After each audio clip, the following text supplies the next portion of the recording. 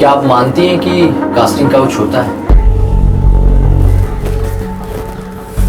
Of the record बता सकती हूँ। ओके। अगर रोल देने के बदले सेक्सुअल फेवर्स मांगना क्रिमिनल ऑफेंस होता तो बहुत से इंडस्ट्री वाले आज जेल की 4 दीवारियों में सड़ रहे होते। क्या आपने कभी कोई रोल पाने के लिए कोई फेवर किया है?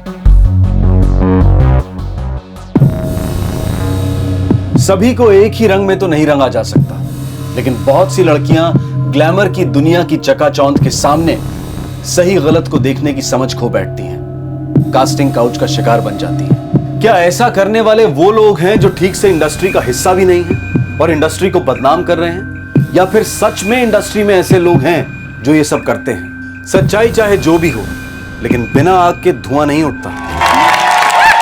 बहुत बढ़िया कमाल कर दिया, छा गए तुम लोग। हर कंपनी की और इंतजार की घड़ियां खत्म हो चुकी हैं, क्योंकि बस कुछ ही पलों में शुरू होने वाला है मिस भवानी नगर कंपटीशन। तो गड़गड़ाती हुई तालियों में सबसे पहले बुलाते हैं मिस रोशनी माखीजा को, दिव्या शिंदे, मिस कोमल वांद्रेकर,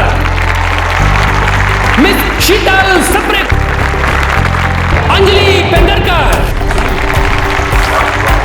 और लास्ट मिस प्रिया सिंह।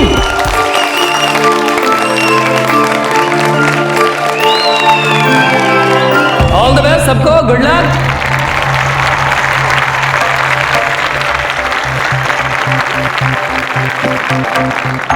भाइयों और बहनों, मैं जानता हूं आपके दिल की धड़कनें लगातार बढ़ रही हैं। आप चाहते हैं कि जल्दी से जल्दी रिजल्ट का पता चले, तो बस बताने वाला हूं।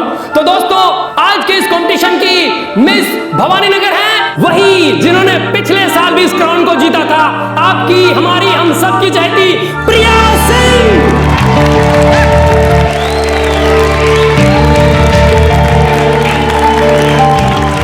अब मैं मंच पर आमंत्रित करना चाहता हूं एक ऐसे शख्स को जो हैं तोलाराम कंपनी के मैनेजिंग डायरेक्टर और हमारे इस भवानी नगर समिति के चेयरपर्सन अक्षय तोलाराम जी।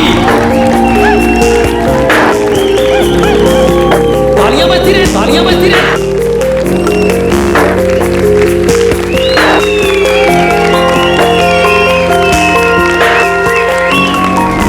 कैसा लगा आपको? वो पसंद आई मुझे, फ्यूचर है उसका। वो कारपेंटर है ना, महेश सिंह, उसकी बेटी है। अच्छा, मिलवाओ उससे कब?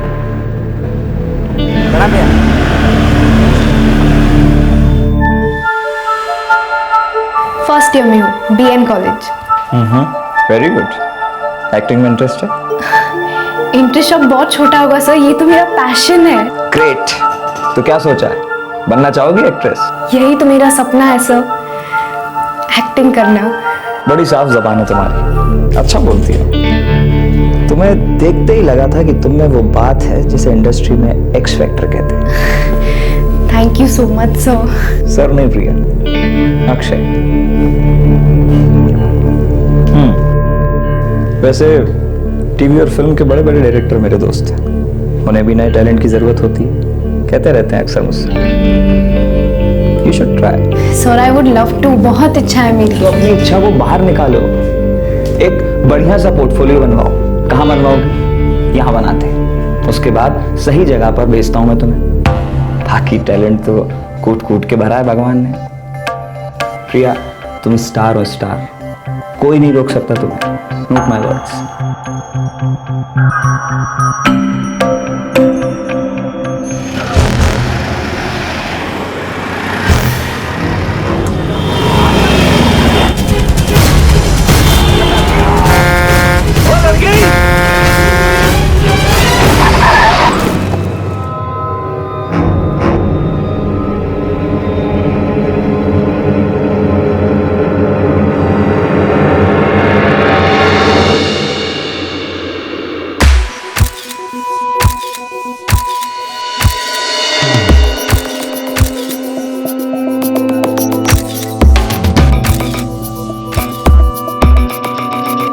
क्या बात है, बहुत खूबसूरत हो प्रिया तुम। Thank you sir. फिर सर कहा तुमने? सॉरी अक्षय, अब ठीक है? सोना हो तुम, सोना। लेकिन पता है सोने में भी एक कमी होती है। पूछो क्या? क्या? खुशबू नहीं होती उसमें। उसके लिए कुछ करना पड़ेगा। तुम्हारी खूबसूरती में 4 चांद तब लगेगा जब वो खुलकर दिखेगी। सोने पे सुहागा। मैं कुछ समझी नहीं। प्रिया, ये ग्लैमर इंडस्ट्री आजकल की फिल्में देखती होगी तुम। आजकल लड़कियां सिर्फ इसलिए चलती है क्योंकि वो हॉट है, सेक्सी है। सिंपल फंडा है, जो दिखेगा वो बिकेगा। अब देखो, सिर्फ चेहरे की सुंदरता काफी नहीं होती प्रिया, मानती हो ना तुम? जैसे घूंघट उठाने से छिपी हुई ब्यूटी दिखाई देती है, वैसे ही कम कपड़ों से आप हॉट और सेक्सी लगने लगते हैं। जितने कम कपड़े सक्सेस उतनी बड़ी, जितने छोटे कपड़े रोल उतना बड़ा। झूठ बोल के मुझे क्या मिलेगा?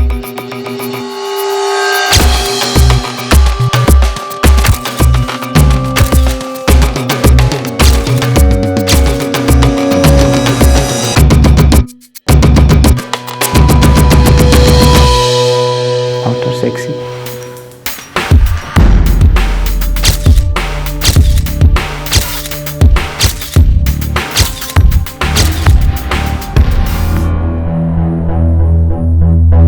सर, लोगों ने ट्रक वाले को पकड़ लिया है। चेक करो, कुछ आइडेंटिफिकेशन के लिए मिले तो। मैं ट्रक वालों से बात करता हूँ।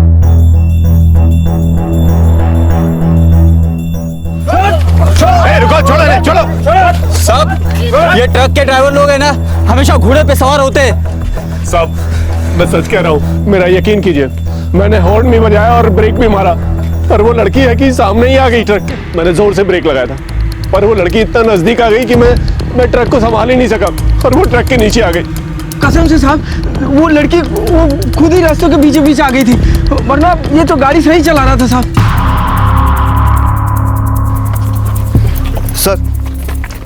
सर, आईडी कार्ड मिला है।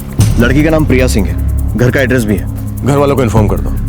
ये लोग बोल रहे हैं कि वो लड़की खुद ट्रक के नीचे है, पर मामला कुछ और भी हो सकता है।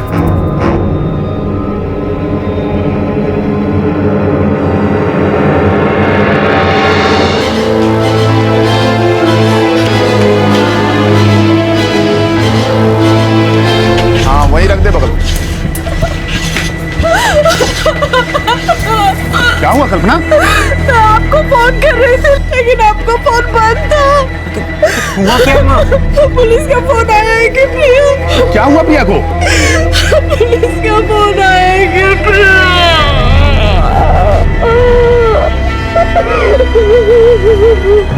हाईवे पर ट्रक के नीचे आई। ड्राइवर और क्लीनर हमारी कस्टडी में है। उनका कहना है कि वो खुद ट्रक के सामने आई। ये क्या कह रहे हैं आप? हमें लगता है उसने सुसाइड किया है। मेरी बेटी बहुत खुश रहती थी साहब, हमेशा हंसती मुस्कुराती। ऐसी कोई बात नहीं जिससे वो सुसाइड करे। आज उसकी परीक्षा का पहला दिन था साहब। हो सकता है ट्रक के ड्राइवर और क्लीनर झूठ बोल रहे हो, लेकिन क्लीनर का कहना है कि उसने दूर से देखा वो सड़क के किनारे किसी से बहस कर रही थी, और जैसे ही ट्रक पास में आया तो वो दौड़कर सड़क के बीच में आ गया। ट्रक के ड्राइवर और क्लीनर भाग सकते थे, लेकिन भागे नहीं। फिर भीड़ इकट्ठा हो गई और उन्हें मारने पीटने लगी। उसका किसी से कोई, मेरा मतलब समझ रहे ना, जिसकी वजह से वो ऐसा करने पर मजबूर हुई।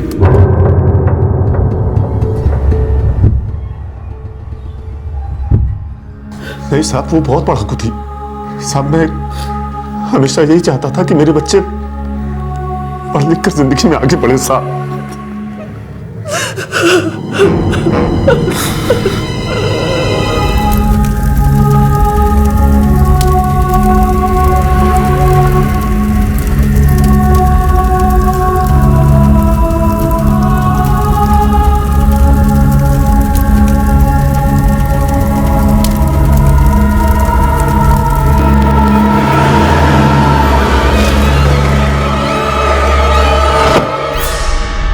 पता नहीं सब प्रिया किसी से प्यार करती थी या नहीं, बट हाँ, बहुत दिनों से ना वो क्लासेस बंक करने लग गई थी।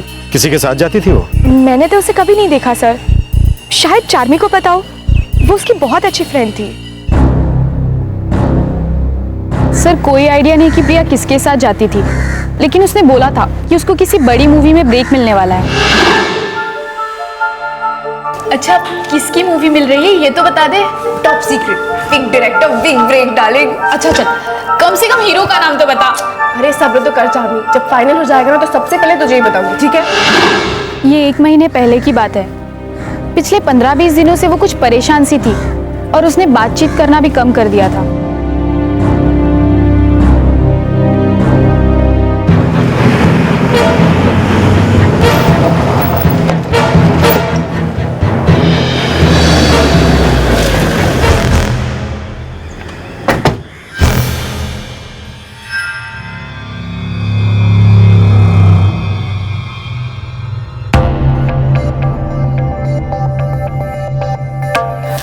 धक्का खा खा के परेशान हो गई हूँ अक्षय भाई, हमारी तो कोई सुनने वाला ही नहीं है। गिरजा मैन आप चिंता मत करिए, हम किस लिए बैठे हैं, आपका काम जल्दी हो जाएगा।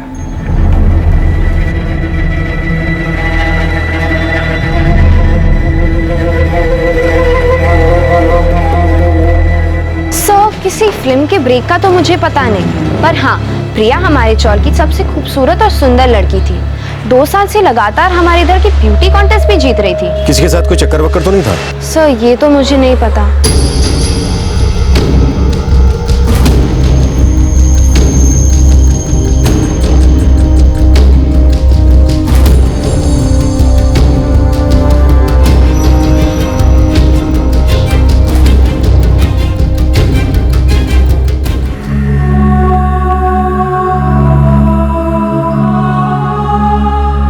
मुझे इस बारे में कुछ नहीं पता। तुझे कुछ बताया था प्रिया ने इस एक्टिंग वैक्टिंग के बारे में? नहीं पापा, मुझे प्रिया ने एक्टिंग के बारे में कभी कुछ भी नहीं बताया था। उसने अपनी एक फ्रेंड को बताया था कि उसे किसी फिल्म में ब्रेक मिलने वाला था। तुम्हें बताया था इस बारे में कुछ? नहीं तो उसकी फ्रेंड ने हमें यह भी बताया कि पिछले 15-20 दिन से वो कुछ डिस्टर्ब थी।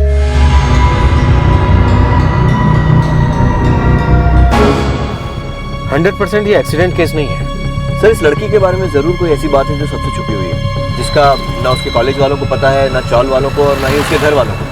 पर ऐसी कौन सी बात हो सकती है? फिल्मों में मिलने वाले काम से जुड़ी कोई बात हो सकती है।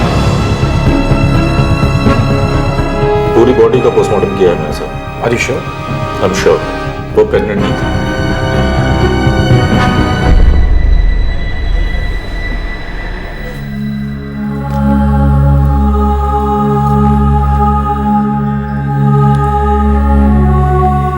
परेशान थी और मुझे पता ही नहीं चला। अब मुझे लगता है एक्सीडेंट ही हुआ होगा। प्रिया कभी सुसाइड नहीं कर सकती। लेकिन क्लीनर ने कहा कि वो सड़क के किनारे किसी से बात कर रही थी और अचानक से दौड़ के रास्ते के बीच आ गई।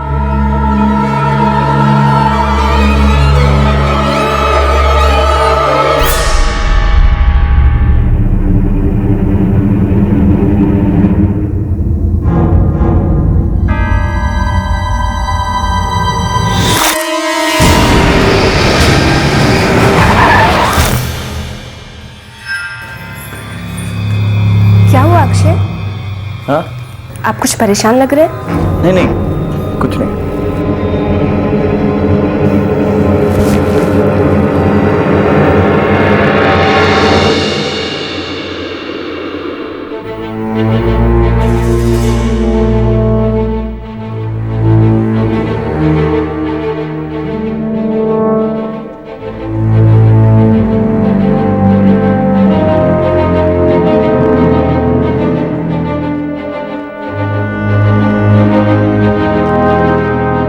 मुझे पता था कि प्रिया क्यों परेशान थी। क्यों परेशान थी वो?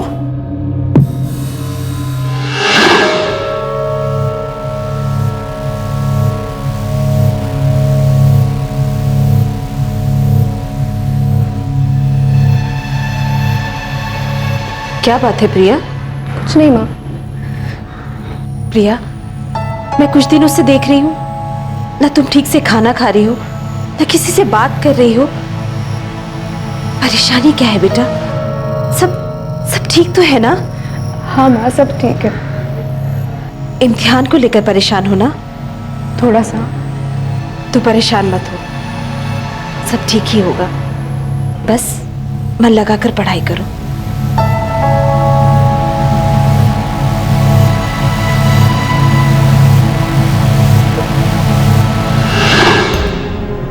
मुझे तो यही पता था कि प्रिया अपने इम्तिहान को लेकर परेशान थी। फिर किस बात से परेशान थी वो?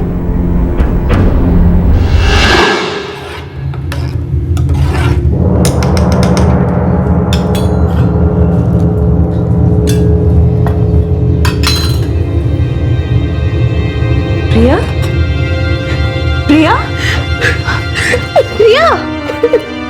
क्या हुआ बेटा? प्रिया?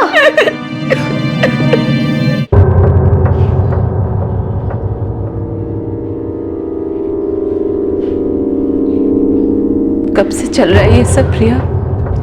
उस चॉल के कंपटीशन के बाद मैं उसे मिली थी।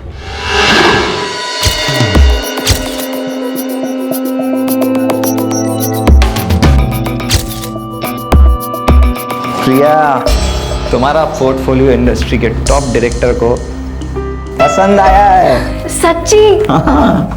लेकिन मैं उनका नाम नहीं बताऊंगा। Please, नहीं, सुनो, बताओ ना, सुनो इस बार- मेरी बात सुनो। जैसे ही फाइनल हो जाएगा तुम्हें खुद ब खुद पता चल जाएगा। बताओ ना प्लीज। अभी नहीं। मुझे लगता है तुम फिल्म में फाइनल हो जाओगी। सच में? और बड़ी स्माइल।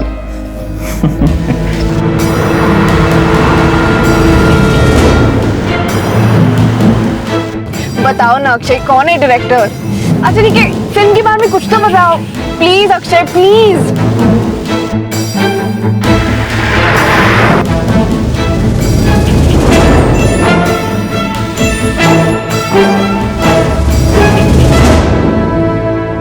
बताओ ना अक्षय, किससे मिलवा रहे हो? प्लीज अक्षय बताओ ना, कुछ तो बोलो। पेशेंस, धैर्य, सब्र, इनमें बड़ी ताकत है और तुम्हें जल्दबाजी बहुत रहती है।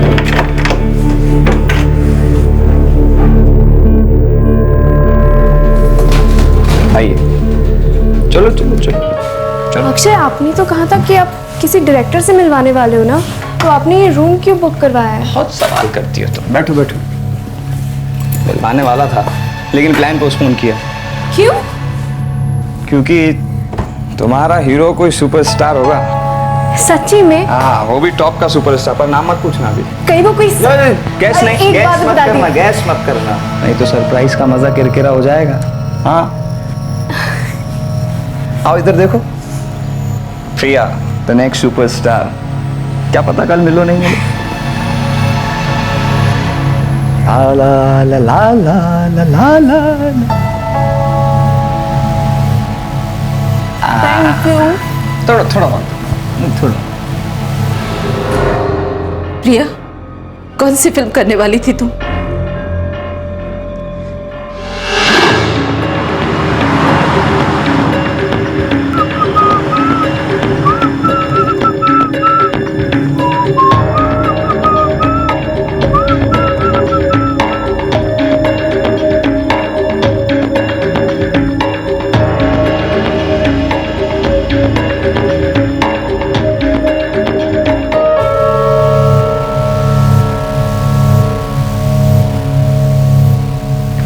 प्रिया, वो डायरेक्टर और हीरो के बीच में अनबन हो गई है। फिलहाल फिल्म पोस्टपोन हो गई। अक्षय, अब तक आपने मुझे डायरेक्टर और हीरो के नाम भी नहीं बताए हैं। जब तक मामला फाइनल नहीं हो जाता प्रिया, मैं नहीं बता सकता। पर तुम चिंता मत करो, मैं तुम्हें बड़ा ब्रेक जरूर दिलवा कर रहूंगा। Trust me. माँ, मैं समझ गई थी कि वो मुझे बेवकूफ बना रहा था, खेल रहा था वो मेरे साथ, इसलिए मैंने उसके पास जाना बंद भी किया। लेकिन क्या प्रिया?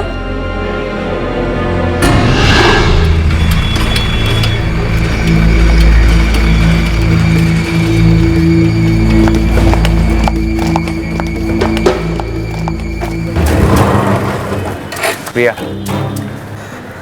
अक्षय भाई ने तुम्हें बुलाया है। नहीं, मुझे कॉलेज जाना है, जब टाइम मिलेगा मैं आ जाऊंगी। बहुत अर्जेंट है, कोई जरूरी बात करनी है।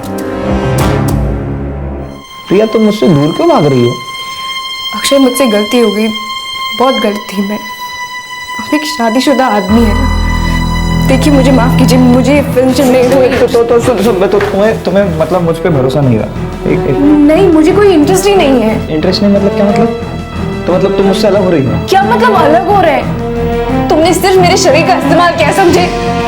फिल्मों में ब्रेक का नाम लेके मुझे बेवकूफ बनाते रहे। देखिए मुझे कुछ नहीं चाहिए, मुझे कोई ब्रेक नहीं चाहिए, प्लीज मुझे जाने दीजिए। अरे इतना आसान नहीं है मुझसे अलग होना, इतनी आसानी से थोड़ी तुम जा सकती हो। एक चीज दिखाते हैं तुम्हें।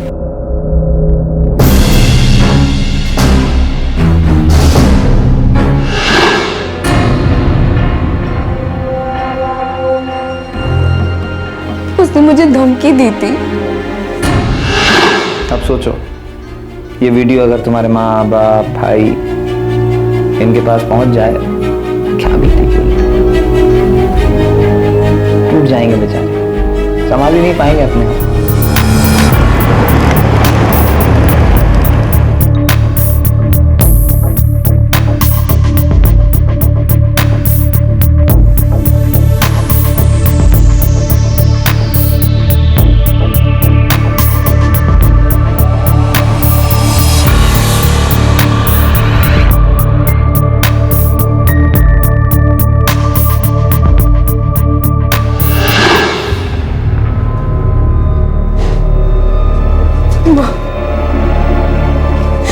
माँ मैं बेवकूफ थी जो उसकी बातों में आ गई।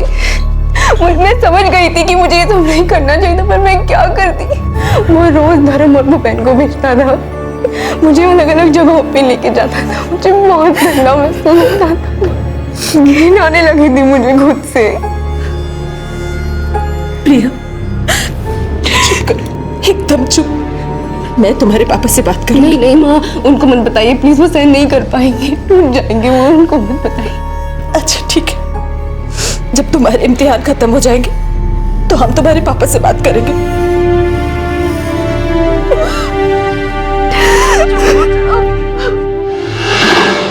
मैंने सोचा कि इम्तिहान के बाद बात करेंगे, पर अगले ही दिन उसने ऐसा कुछ कर दिया। सब मेरी गलती है।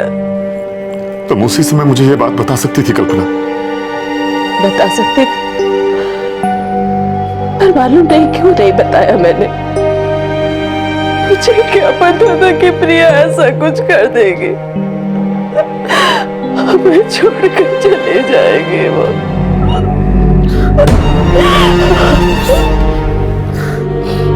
अक्षय तोराराम कंपनी का एमडी, लोकल समिति का चेयरमैन। जी साहब।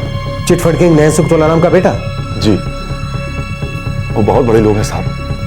विशाल सर, तुम उसके फोटो स्टूडियो पर डालो, वहां के सारे कंप्यूटर जब्त करना। मैं उसके घर जाता हूं। सर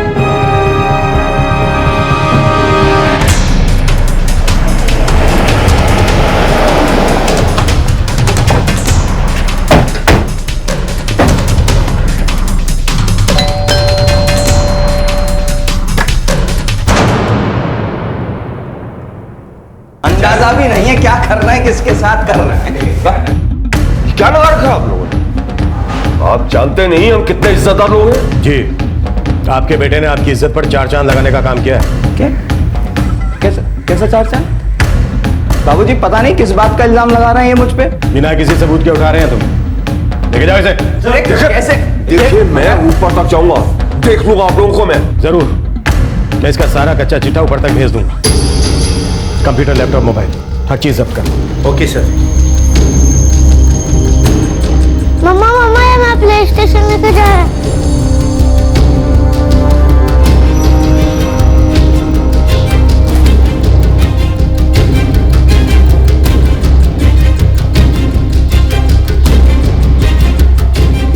ये दो ही कैमरे हैं साहब। सब प्रिंट्स भी निकाल, सारे फोटोग्राफ्स के।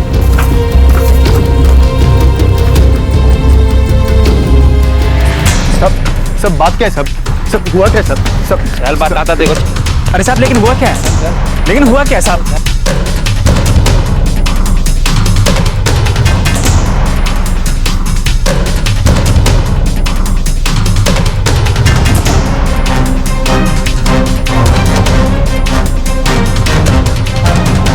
सर सारे कंप्यूटर्स, मोबाइल्स वगैरह चेक किए हैं। कम कपड़ों में काफी सारी लड़कियों की तस्वीरें मिली हैं, पर अश्लील वीडियो, एमएमएस ऐसा कुछ नहीं है। Phone records? सर जिस दिन प्रिया ने सुसाइड किया था उसका लास्ट कॉल अक्षय को ही था। दोनों की लोकेशन भी वहीं दिखा रहा है जहां प्रिया ट्रक के नीचे आई। धर्म और भूपेन को ले आओ।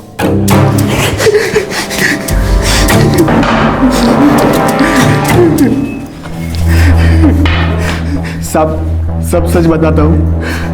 अक्षय भाई ने ऐसी बहुत सी लड़की लोग को फंसाया है। पर हमने कुछ भी ऐसा वैसा नहीं किया लड़की के साथ। अच्छी चमचागिरी नहीं भाई। कहाँ लेकर जाता था वो लड़कियों को? सब वो अलग अलग लॉज में, होटल में। प्रिया को भी लेकर गया? जी सर। सारी लॉज और होटल के नाम बताओ।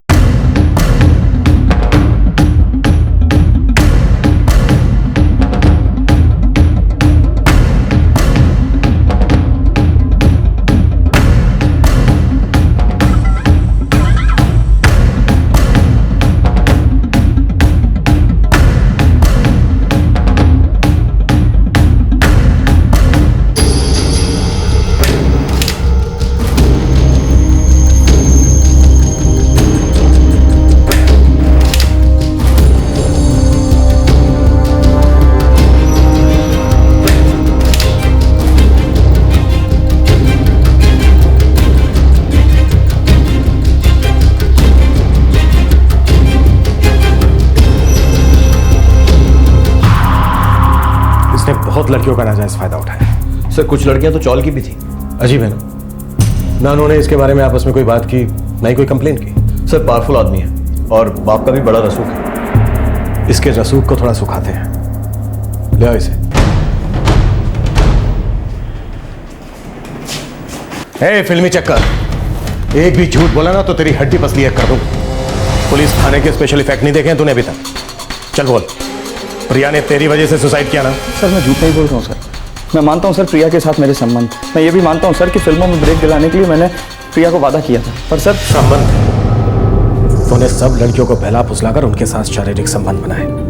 मैंने प्रिया को कभी सुसाइड के लिए मजबूर नहीं किया सर। मुझे कभी नहीं लगा था कि वो सुसाइड कर लेगी। तूने उसे इतना टॉर्चर किया कि वो इस सब करने पर मजबूर हो गई। सर मुझे पता नहीं था वो ऐसा कुछ करेगी।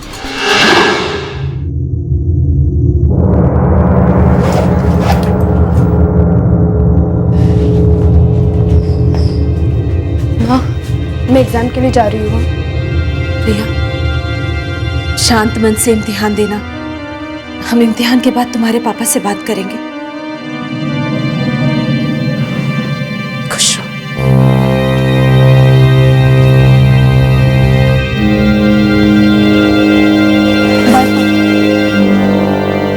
आज तो परीक्षा है ना बेटा, अच्छे से लिखना।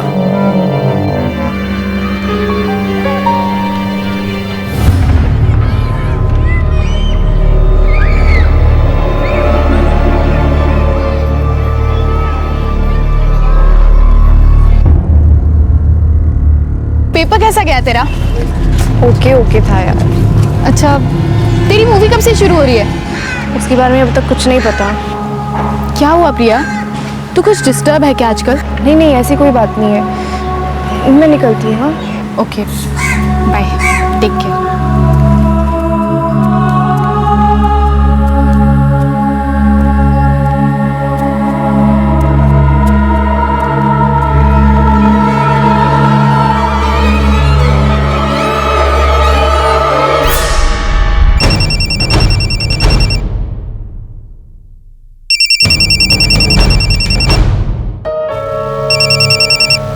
अरे प्रिया, आज आपने फोन किया?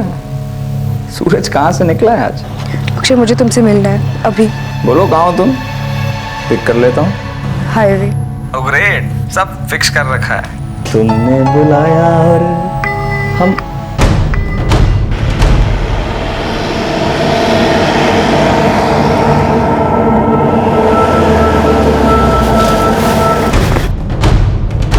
आइए मैडम, बैठिए। मुझे यहीं पे बात करनी है। अरे आजा अंदर। अक्षय, मुझे यहीं पे बात करनी है। ओहो, क्या बात है, क्या बात है। बड़ी बदली हुई लग रही है, तेवर ही बदल गए। वीडियो तो हाथ नहीं लग गया कहीं? अक्षय, तुमने मुझे कहा था कि तुम मुझे फिल्मों में काम दिलवाओगे। तुमने सिर्फ मुझे बेवकूफ बनाया, मेरे वीडियोस बनाए और मुझे ब्लैकमेल किया। देखो अक्षय, मुझे सारे के सारे वीडियोस चाहिए अभी के अभी। दिमाग खराब हो गया है तेरा? हाँ? क्यों दूं मैं वीडियो? अभी जी नहीं भरा मेरा, ये सब और चलने देना।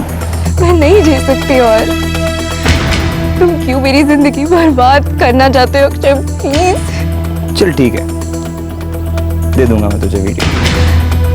Thank you. लेकिन तुम मुझसे मिलना बंद तो नहीं करोगी ना?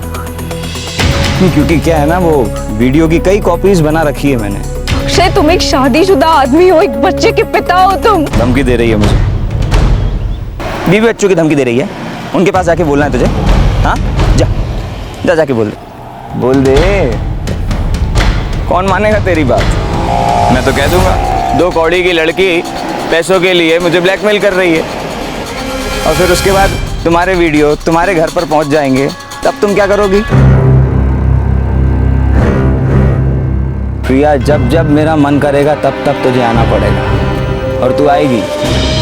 अब भूल जा, इस जिंदगी में तू अपने मन से कुछ नहीं कर पाएगी। नहीं अक्षय, गलत सोच रहे हो तुम। अब से मेरी मन की होगी। ये हमारी आखिरी मुलाकात है अक्षय। आज के बाद जिंदगी में तुम्हारी शक्ल नहीं देखूंगी मैं।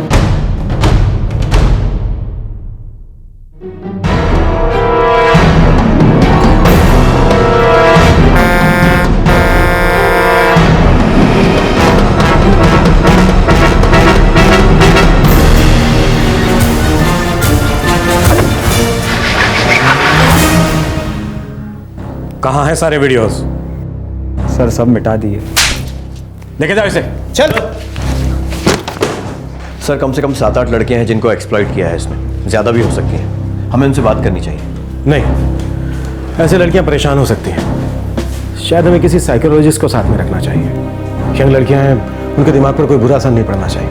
मैं डीसीपी साहब से बात करता हूँ, देखता हूँ वो क्या कहते हैं।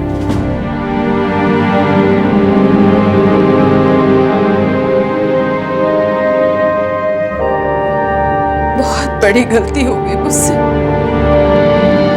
मुझे आपको तुरंत बता देना चाहिए था।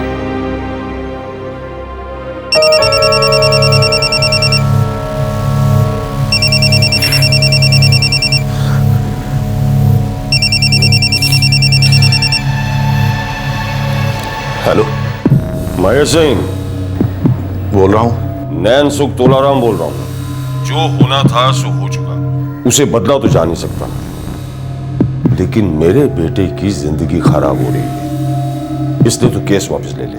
मेरी बेटी तो चली गई ना, ये नहीं हो सकता। जितने पैसे चाहिए ले ले। और एक बात और सुन महेश, मैं तो अपने बेटे को किसी ना किसी तरीके से छुड़वा ही लूंगा, लेकिन अगर तू केस वापस ले लेगा तो तेरा टाइम भी बचेगा और तुझे पैसे भी मिल जाएंगे। नहीं तो जिंदगी भर लकड़ी छील छील कर कितना पैसा कमा लेगा तू? मेरी फिक्र छोड़ो, अपनी देखो। जो कर सकते हो कर लो। अब आपके बेटे को तो बाहर निकलने नहीं दूंगा कभी।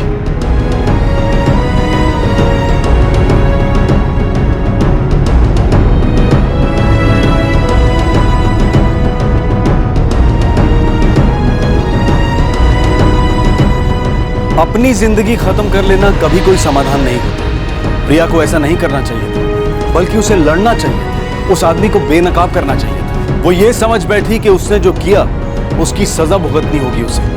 वो मानसिक तौर पर इतनी परेशान हो गई कि उसने ये आखिरी कदम उठा लिया। बेहद तकलीफदेह और अफसोसजनक वाकया। अक्षय तोलाराम अभी जुडिशियल कस्टडी में है। न जाने कब से ये बहस चली आ रही है कि क्या कास्टिंग काउच का वजूद है या नहीं। बहुत से लोग ये कहते हैं कि ये एक मिथ है, अफवाह है, और बहुत से लोग अपनी पहचान छुपाने की शर्त पर यह मंजूर करते हैं कि इसका वजूद है। सक्सेस और ब्रेक के बदले सेक्सुअल एक्सप्लॉयटेशन की यह बहस चलती ही रहेगी, न जाने कब तक, क्योंकि ये नजरों में सिर्फ तभी आता है जब कोई बड़ी मछली इसके जाल में फंसती है। वरना छोटे तालाबों में बड़ी मछलियों के नाम पर लोग ये गैर कानूनी काम करते रहते हैं और उन्हें पकड़ना बहुत मुश्किल होता है, क्योंकि ज्यादातर सभी लेवल्स पर ऐसा आपसी रजामंदी से होता है। शारीरिक शोषण की घटनाएं सिर्फ एक खास इंडस्ट्री में ही नहीं होती हैं। सफलता के सब्ज बाग हर जगह दिखाए जाते हैं और हर जगह लोग इसके कांटे में फंसते हैं। हमारे आज के एपिसोड की दूसरी कहानी। हम बहुत गरीब लोग हैं। हम मेहनत और मजदूरी करते हैं, लेकिन फिर भी 2 टाइम का खाना नसीब नहीं हो पाता। मेरी अम्मी, अप्पू, बड़ा भाई दिन भर धूप में बहुत मेहनत करते हैं, लेकिन फिर भी हमारी हालत वही की वही है। FDI से रोजगार बढ़ेंगे, हमारी इकोनॉमी को फायदा होगा, उद्योग पनपेंगे फलेंगे। देखिए 2014 में फिर हंग पार्लियामेंट होगी, किसी को पूर्ण बहुमत नहीं होगा, आगे कोalition धर्म ही और मजबूत होगा। इसलिए जो भी ऐसी सरकार का नेतृत्व करेगा उसकी छवि एक धर्मनिरपेक्ष नेता की होना जरूरी है। सी एड्स ने हमेशा औरत को एक ऑब्जेक्ट की तरह ट्रीट किया है, हमेशा as if she is an object of desire only. Safety pin से लेके हवाई जहाज तक के हर एक एडवर्टाइजमेंट उठाकर देख लीजिए। हमने हमेशा हर वक्त सरकार से कड़े कदम उठाने की मांग की है। देश और समाज में महिला की अस्मिता के लिए हम हमेशा प्रयासरत रहे हैं। We are looking at the mid segment whose purchase power has phenomenally increased in the last 10 years. Our luxury car segment remains strong, but we would like to hit the small car segment as well. देश का भविष्य अगर कहीं छिपा है तो छिपा है युवा शक्ति में। आज का युवा तय करेगा कि देश में कैसी राजनीति हो, और वो युवा हमारे साथ। Look at the population, look at the population. जरा हमारी जनसंख्या का अंदाजा लगाइए, उसके सामने पुलिस फोर्स की गिनती कीजिए। ये सही अनुपात नहीं है। India is a growing country, तेजी से ग्रो कर रहा है, इकोनॉमिकली पावरफुल होता जा रहा है। आज हम किसी भी देश के साथ मुकाबला कर सकते हैं। GDP, social media, the upper middle class, Facebook item numbers, youth का इकोनॉमिकली सेक्सिस्ट। आप सुनने की गलत बात। सर आप मेरी बात कुछ आप करके भी कैन आई से समथिंग? क्यों आप बीच में डिस्टर्ब कर रहे हैं? आखिर बात तो समझिए मेरी। मैं हमेशा से सिर्फ यही चाहती थी कि अपने परिवार के लिए कुछ कर पाऊं, अपने परिवार की हालत ठीक कर पाऊं। मैं तो अपनी जिंदगी अच्छी करने निकली थी, पर मुझे क्या पता कि मैं यहाँ पहुंच जाऊंगी।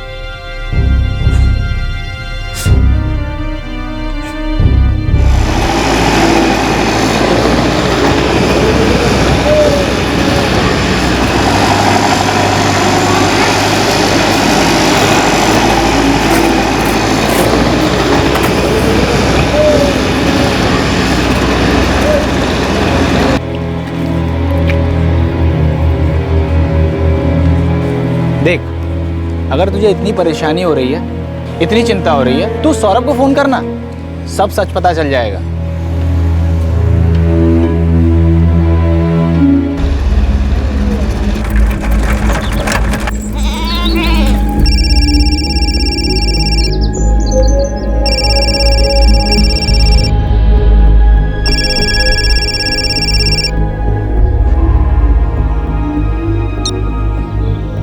हेलो, सौरभ बोल रहे हैं। हाँ बोल रहा हूँ। आप कौन?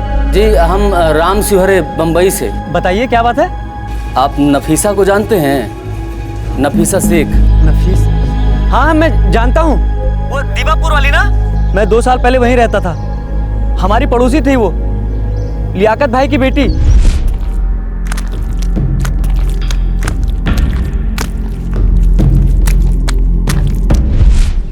क्या बात है, कुछ हुआ है क्या नफीसा को? नहीं, वो हम ऐसे ही बस पता करने के लिए फोन किए थे। जी नमस्ते।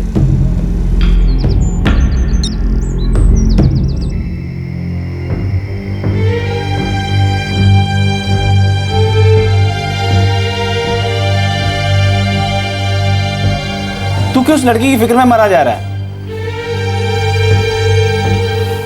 हम कल गांव जा रहे हैं।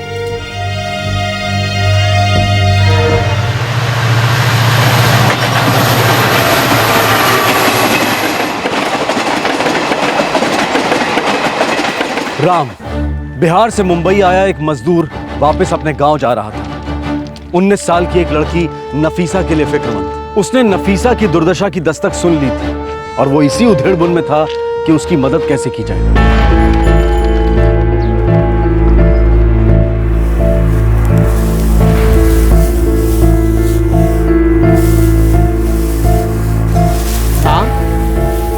राम, हे बाबू। हाँ बाबूजी। क्या बात है बेटा, कोई चिंता तुमको अंदर ही अंदर खाए जा रही है? नहीं बाबूजी, ऐसा कुछ नहीं। कुछ तो है बेटा जो तुमको बता नहीं रहे हो, छुपा रहे हो।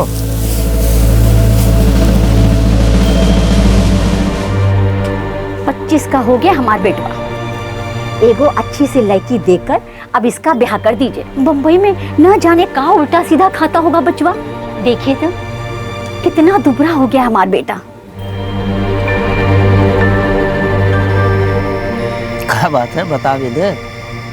कुछ लड़की वड़की का चक्कर है का? हिचकिचाहट हो रहा है कहने में। शर्म आ रहा है हमको बाबूजी कि हम कोनो गलत तो नहीं कर दिए तुमने? बाबूजी बम्बई अनजान शहर है, हम अकेले रहते हैं वहाँ, तो हमारा मन किया तो हम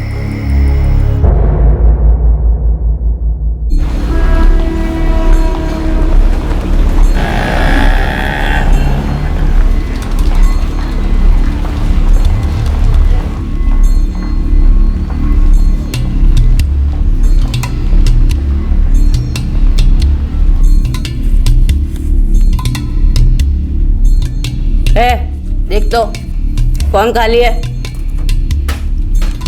मैडम नफीसा खाली है। अच्छी है।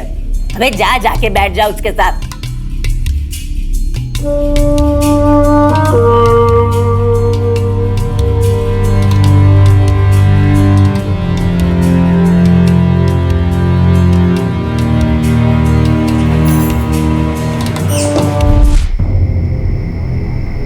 तो तुम इस नफीसा के चक्कर में परेशान हो? समझ नहीं आता क्या कहें तुम्हें। तुमने तो हमें शर्मिंदा कर दिया। तुम शहर में क्या बाजारू लड़कियों के पास जाते थे? अब कुछ कहने की जरूरत नहीं है, हम सब समझ गए। तो तुम क्या इस नफीसा के प्यार व्यार में पड़ गए हो? नहीं नहीं बाबूजी, हमको गलत मत समझिए। हम कोई प्यार व्यार नहीं करते हैं उससे, और ना ही शादी करना चाहते हैं। फिर क्या बात है? वो बाबूजी, हम उसके पास कई बार गए, महीना में कुछ 15 दिन।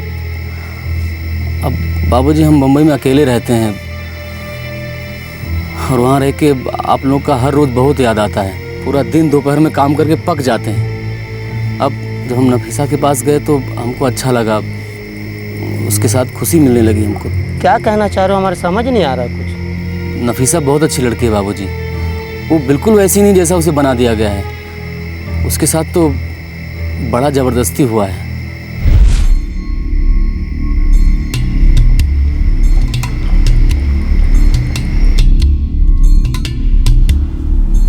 हमने तो अपने बारे में सब कुछ बता दिया, अब तुम भी बताओ कुछ अपने बारे में। विश्वास नहीं करती मैं किसी पे, और करना भी नहीं चाहती। अब नहीं मानती कि ये बाहर की दुनिया भी मेरे लिए बनी है। एक बार पहले भी किसी पे भरोसा करके गलती की थी मैंने, और अब उसका ही भुगत रही हूँ। मत मारो मुझे, मत मारो। 1 महीना हो गया तुम्हें यहाँ आते हुए। इंसान है हम, थोड़ा लगाव तो हो ही जाता है, पर मैं इतनी भी पागल नहीं हूँ कि किसी को और ही कुछ समझने लगूँ। तुम्हारे और मेरे बीच सिर्फ ये बिस्तर और कुछ रातें हैं, और कुछ नहीं। अरे बात क्या है, साफ साफ कहो ना। मैंने मान लिया है कि मुझे अब यही सड़ना है, और यहाँ से निकलने का कोई रास्ता भी नहीं है। अरे लेकिन यहाँ से निकलकर जाना कहाँ चाहती हो?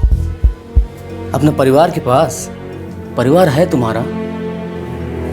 तुम्हारी तरह अम्मी है, अब्बू है, भाई है। कहाँ? आसाम में। तो तुम उनको छोड़ के यहाँ काहे चली आई? छोड़कर नहीं चली आई, अपनी ज़िंदगी अच्छी करने निकली थी, ताकि हम सब पेट भर खा सके और ढंग से जी सके।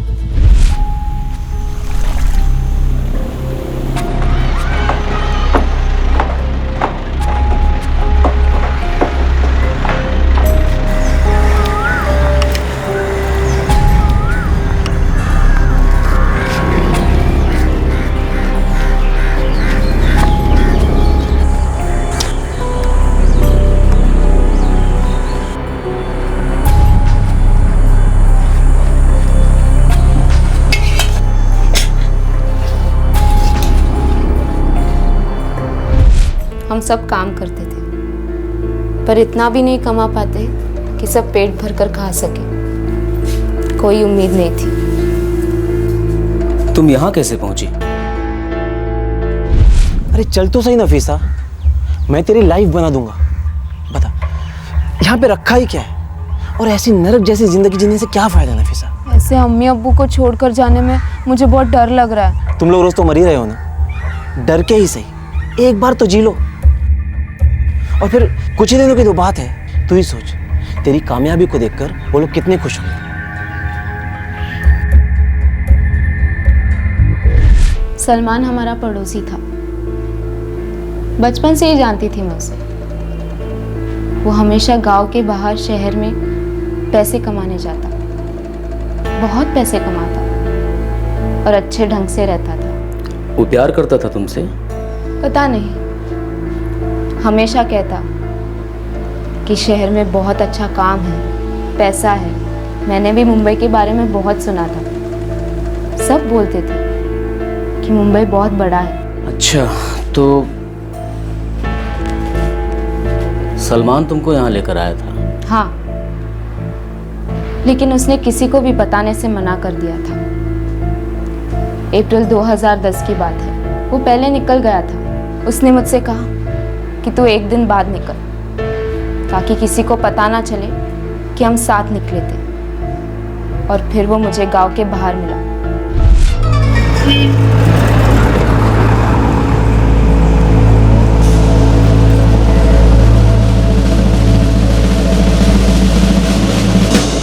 किसी को बताया था नहीं। चले फिर? हाँ।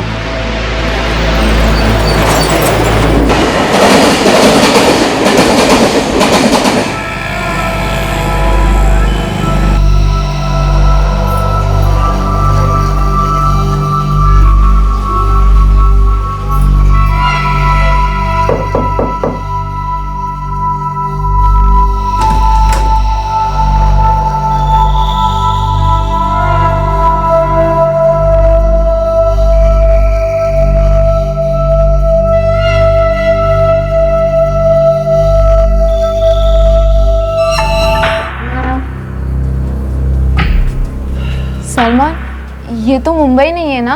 हाँ, ये पूना है। मुंबई से 2 घंटे की दूरी पर है, पास में ही मुंबई के। और ये जो जिनसे हम लोग अभी मिले ना, वो आयशा मैडम। अब वही तुझे काम देंगी और अच्छा पैसा भी देंगी, ठीक है? अच्छा सुनो, मुझे अभी जाना होगा, मुझे ज़रा काम है, तुम यहीं रुको। और आयशा मैडम मुझे बहुत अच्छे से जानती है, तुम बिल्कुल फिक्र मत करो, चिंता मत करो, तो तुम्हें डरने की ज़रूरत नहीं।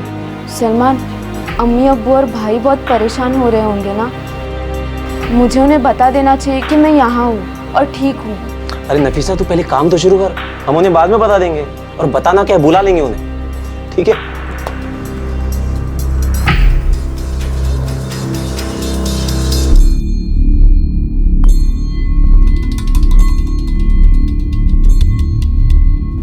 नफीसा, काम आज से ही शुरू होगा, ठीक है? ठीक है मैडम, पर मुझे कहाँ जाना होगा काम के लिए? कहीं जाने की जरूरत नहीं है, यहीं बैठे बैठे हो जाएगा काम।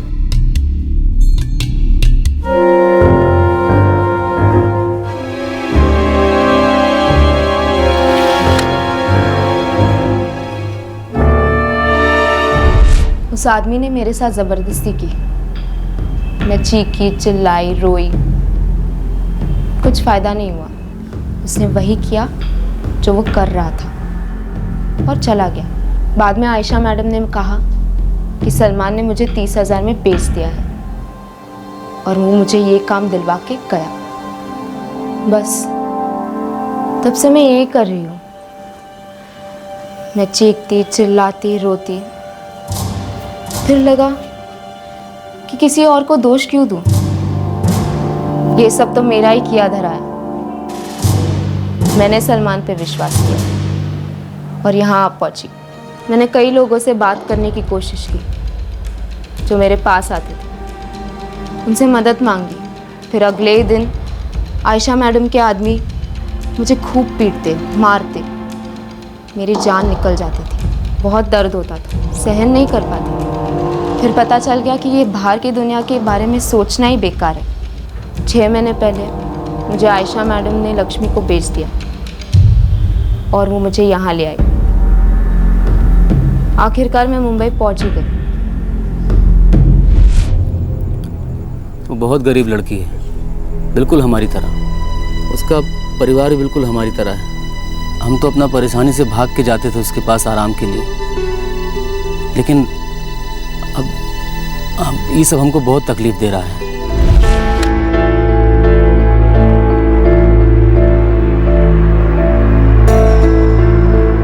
मैं दीबापुर आसाम की हूँ। तुमने अपने अम्मी, अब्बू, भाई किसी को फोन करके बताया? किसी के पास कोई फोन नहीं है। कोई पड़ोसी किसी के पास तो होगा फोन गाँव में। हाँ, सौरभ दादा के पास फोन है।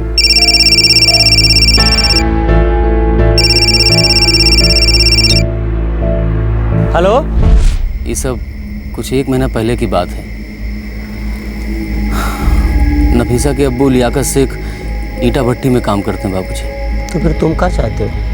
पता नहीं, लेकिन इस धंधे का चक्र भी बड़ा खतरनाक है बाबूजी। जो भी लड़की एक बार इसमें फंसी तो दोबारा निकलना बड़ा मुश्किल होता है। अगर हम नफीसा को बचाना भी चाहते हैं तो वो लोग हमारी जान के दुश्मन बन जाएंगे और नफीसा को भी जिंदा नहीं छोड़ेंगे। बस बाबूजी, हम बस यही सब सोचा करते हैं। नफीसा का दुर्दशा देखी हमने, लेकिन उसका मदद करने की हिम्मत नहीं हमने। समझ में नहीं आता क्या करें बाबूजी। जो भी हो, जैसा भी हो, तुम वहाँ गए, शायद तुम्हारे नसीब में उस लड़की की मदद करना लिखा होगा, शायद उसे उसके परिवार वालों से मिलवाना लिखा होगा। हो सकता है उसका परिवार उसकी राह देख रहा हो। उनको क्या मालूम कि उनकी बच्ची के साथ क्या हो रहा है। तो बाबूजी, अब हम क्या करें? जाओ, तुम दीबापुर जाओ। दूर तो बहुत है, लेकिन इतना भी दूर नहीं कि तुम जा नहीं सको। वहाँ जाओ, उसके माँ बाप से सब कुछ साफ साफ बता दो। कौन जाने वो लड़की फिर से जी सके।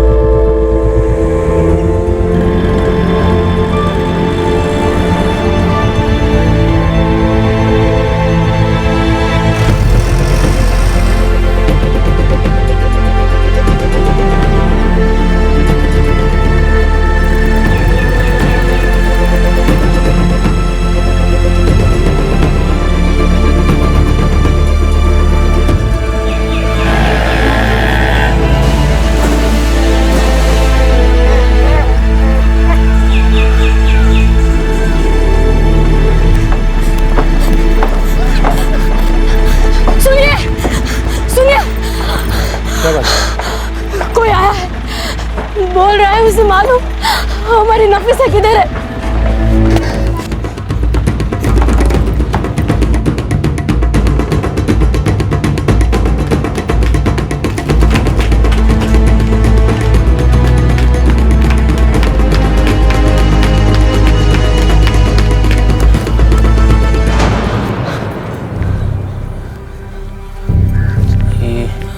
आपकी बेटी नफीसा है ना? हाँ, यही हमारी बेटी नफीसा। लेकिन ये है कहाँ अभी? वो क्या हमें छोड़कर चली गई है? कुछ हुआ तो नहीं ना उसे? है कहाँ वो? 14 महीने हो गए उसे ढूंढते ढूंढते। पुलिस भी इसी काम में लगी है। आप कौन हैं? जी, हमारा नाम राम शिवहरे है। हम बम्बई से आए हैं। आपकी बेटी नफीसा बम्बई में है। बम्बई में? बम्बई बहुत दूर है यहाँ से।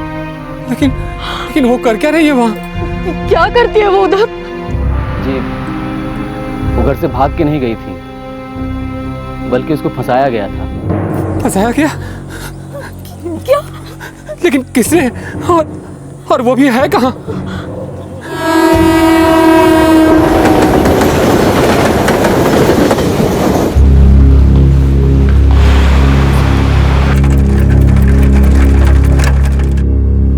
लेकिन आप बता क्यों नहीं रहे हो कि नफीसा है कहाँ? शाम को चलेंगे ना हम लोग। अब उसको वहाँ से निकालने के लिए कुछ ना कुछ तो करना ही पड़ेगा ना। किसी मुसीबत में फंस गई है क्या? कुछ हो गया है क्या उसे? देखिए, हम कह रहे हैं ना कि चिंता मत कीजिए, वो एकदम ठीक है। शाम को चल रहे हैं ना हम लोग उसके पास। रमेश, आप लोग बैठिए, हम अभी आते हैं।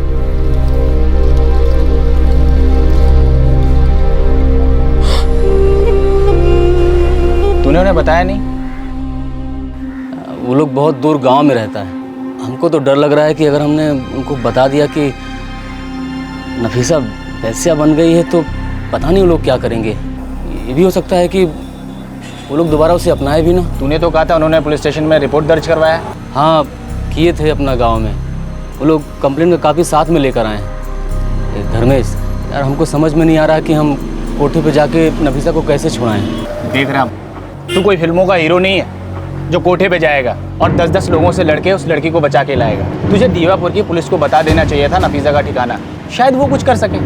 ये सब अपने बस की बात नहीं है। एगो काम करें, हम लोग यहाँ की पुलिस में चलते हैं, कंप्लेंट का कापी दिखाते हैं और सब कुछ बता देते हैं। एक तू और मैं अंदर जाएंगे तो हो सकता है वो लोग हमें ही अंदर कर दें।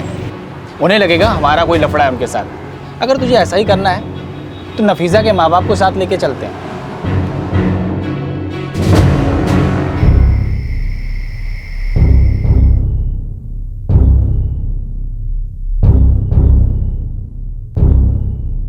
राम, ऐसी क्या बात है? आप हमें इतनी दूर लेकर आए हो तो फिर नफीसा से क्यों नहीं मिला रहे? हम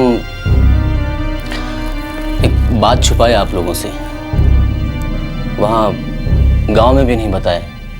सोचा कि शायद पता नहीं आप लोग क्या कर लोगे, तो जो कुछ भी है बता दो आप। हमें बहुत कुछ झेलने की आदत है और सब कुछ सुनने को तैयार हैं हम लोग। नफीसा अपना मर्जी से यहाँ नहीं आई है, उसे फंसा के लाया गया।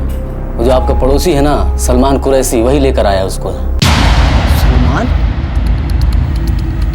हाँ, वो तो यही मुंबई में काम करता है। हाँ, वही लाया उसको यहाँ पर। यहाँ लाके उसको अच्छा काम का लालच दिया।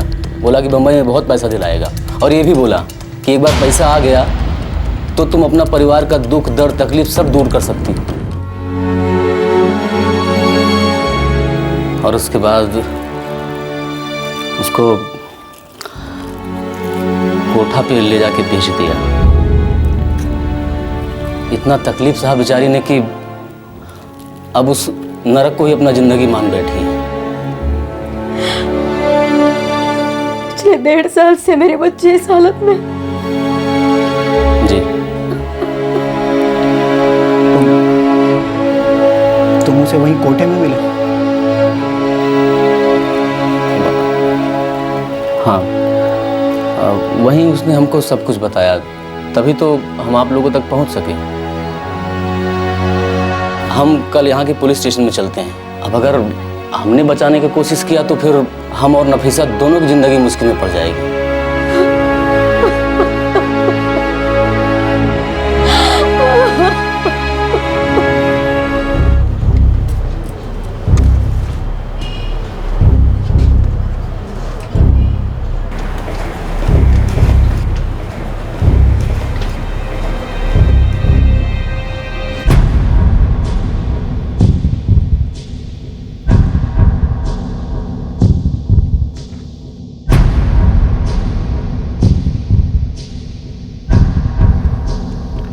तो नफीसा से विकरौली में मिला था? जी साहब। गणेश टेकरी एरिया में? जी। लास्ट टाइम कभी मिला था? कोई 3 हफ्ता पहले मिले थे, जब वो अपने गांव जाने से पहले। कितने दिनों से तेरा वहाँ आना जाना था? साहब कोई 2 महीना पहले से, अप्रैल 2011 में हम मिले थे उससे। हमेशा उसी के साथ बैठता था? जी साहब।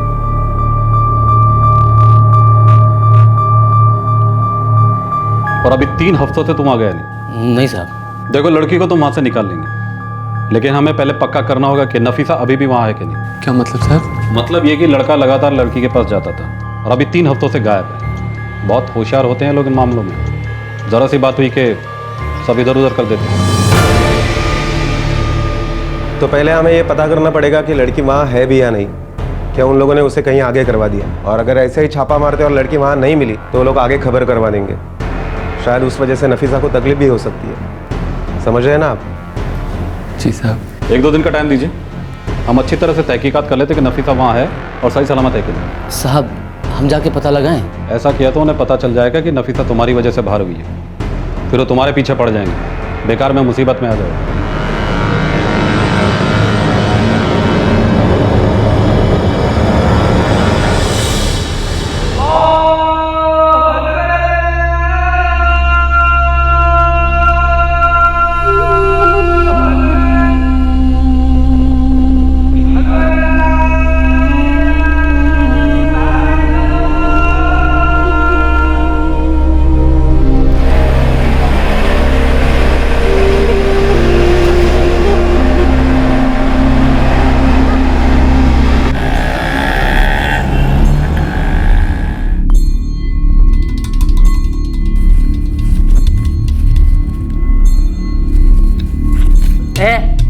देख तो कौन खा लिया अभी?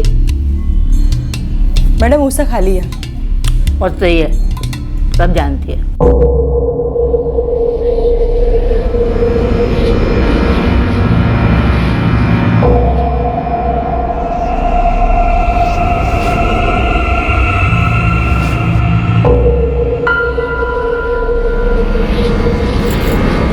तू फिर आएगा ना?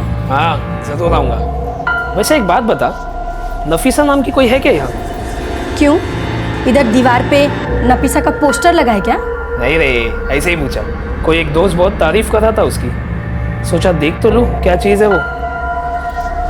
बोलना है क्या?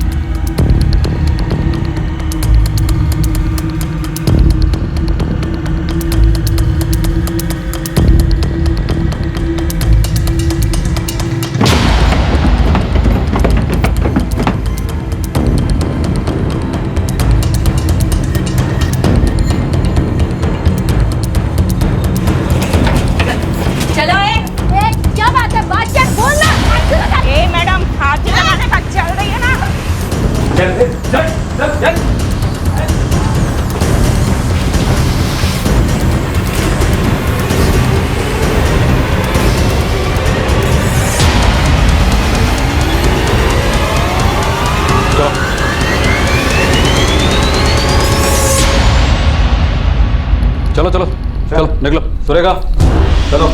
क्या बात हुई? बोलिए ना। चलो बताते हैं क्या बात हो गई।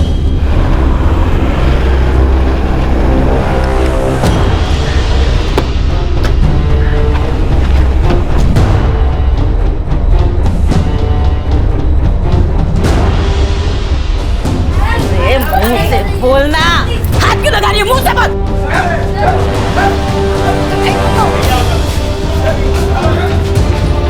अरे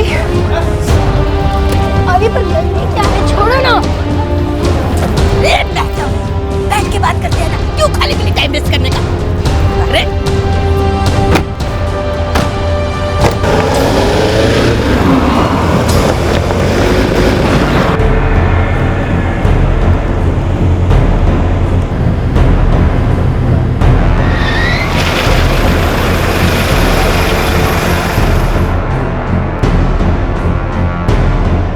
सुरेखा, इस लड़की को उस गाड़ी में ले जाओ।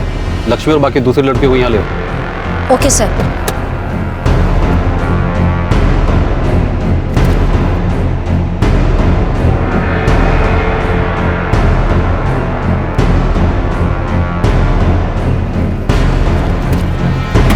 चल बैठ। तू उतर। क्यों? नीचे उतर। हाथ हटा, हाथ हटा ना। उतर रही हूँ। और तू भी उतर। मैं कह रही हूँ कि यहीं पे मांडवली कर लेते हैं। चुप। मांडवली कर लेते हैं। चल छोड़। चल अंदर।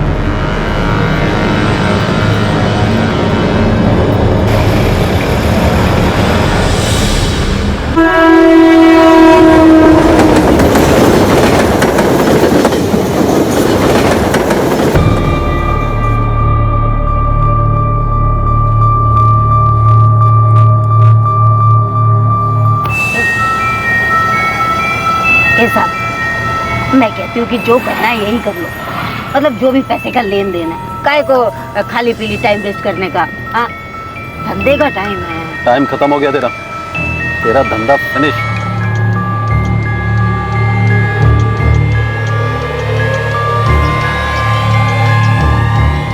कहाँ ले जा रही हो मुझे?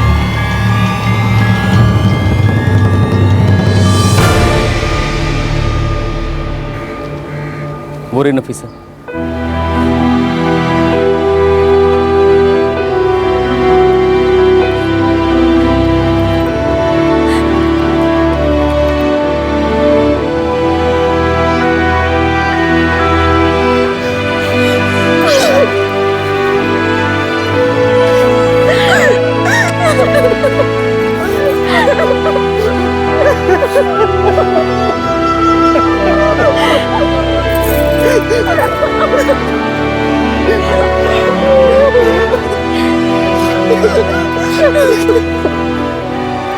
आप लोग निकलिए, ट्रेन पकड़नी है।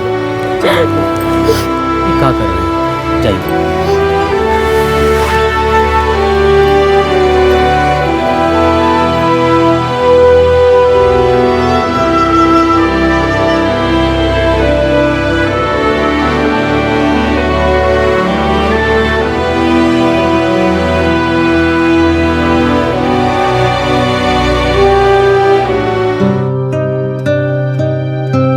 मेरी अम्मी, अब्बू, भाई सब मेरा साथ दे रहे हैं, मेरा ख्याल रख रहे हैं।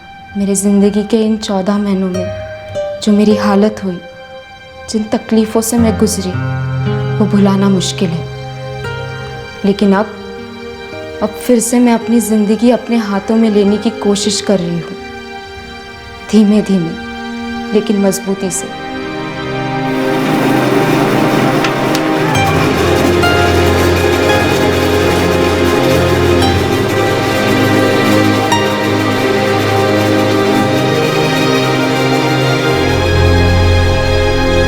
नफीसा वापस अपने गांव, अपने माँ बाप के पास लौट चुकी है। राम जहां काम करता था, उसने वापस वहां पर काम करना शुरू कर दिया है। नफीसा और उसके परिवार को गांव वापस भेजने की टिकट के लिए उसने अपने ठेकेदार से उधार लिया था। वो वहां काम करके उस उधार को चुका रहा है। लक्ष्मी जो नफीसा से मुंबई में देह व्यापार करवा रही थी, वो पुलिस कस्टडी में है। और सलमान कुरैशी ने नफीसा को जिसे बेचा था, उस औरत आयशा को भी ट्रेस कर लिया गया है और वो पुलिस हिरासत में है। लेकिन सलमान कुरैशी अभी तक फरार है। उसके बारे में यह भी पता चला है कि गांव से गरीब लड़कियों को फंसाकर उन्हें देह व्यापार के धंधे में बेचना उसका पेशा है, पर वो अभी तक पुलिस के हाथ नहीं आया है। आखिर राम को नफीसा की इतनी चिंता क्यों थी? वो क्यों उसके परिवार को ढूंढता ढूंढता आसाम तक पहुंच गया? वो क्यों उसके परिवार को मुंबई ले आया ताकि नफीसा को उस हालत से आजादी मिल सके जिसमें वो थी? आखिर ये सब करके उसे क्या मिला? बहुत मुमकिन है कि ना तो राम और ना ही नफीसा, इन दोनों को इस देश की जीडीपी का जरा भी आइडिया होगा। उन्हें तो देश की आबादी और पुलिसमैन की संख्या के रेशो का भी शायद कोई अंदाजा नहीं होगा, और ना ही इस बात का कोई आइडिया होगा कि 2014 में सत्ता में कौन आएगा। शायद उन्हें यह भी नहीं पता होगा कि देश में अभी किसकी सरकार है। शायद उन्हें इससे कोई फर्क नहीं पड़ता। उनके सामने एक लंबी सड़क है जिस पर बस उन्हें चलते रहना है, जिसे हम जिंदगी कहते हैं। आपसे फिर मुलाकात होगी क्राइम पेट्रोल दस्तक में एक और नए केस के साथ। इस तरह के और भी एपिसोड देखने के लिए हमारे चैनल को सब्सक्राइब करें और बेल आइकन दबाना ना भूलें।